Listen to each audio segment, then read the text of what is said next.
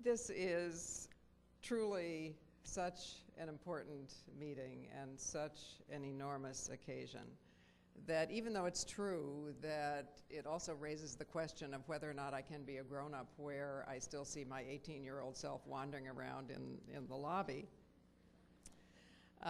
it's absolutely clear to me that never before perhaps has Washington needed mental health professionals more.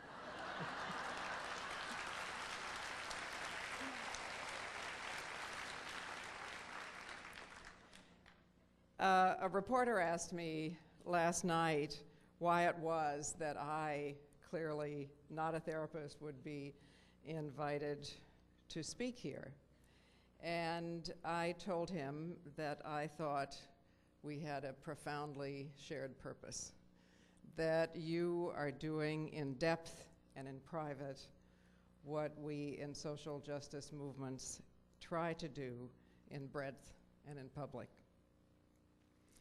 This sense that I think we share in this room is itself an enormous sign of progress, because lots of us golden oldies here are able to remember when it just wasn't the case. Remember when a group of early feminists in the APA demanded millions of dollars in reparations for the systematic damage done to women, remember, in Miami?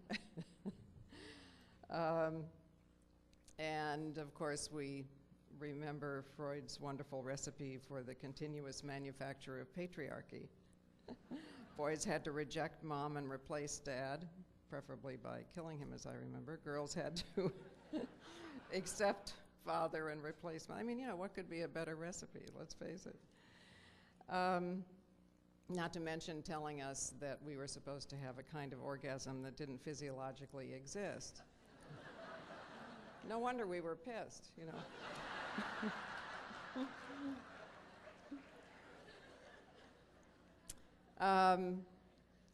But I think that we, as social activists, were not in such great shape either, let's face it, because we were entirely convinced that everything to which we were responding was objective, real, and in the present.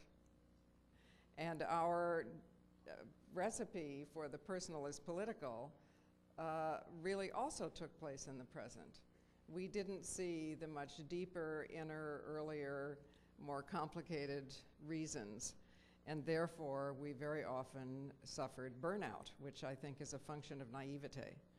You know, you think, oh yeah, I can change that, without seeing truly what its depth is, without seeing the importance of old patterns, the bruises that current actions and symbols are hitting, truly without understanding that a revolution without has its version, its shadow version within.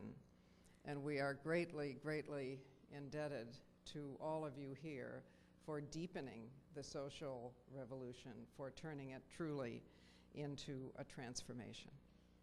So you've made the social justice movements what they are today, and I know you're not satisfied, because we're not satisfied either. But at least we have grown together and changed together. And I want especially to thank the women of the Women's Project in Family Therapy who are here today.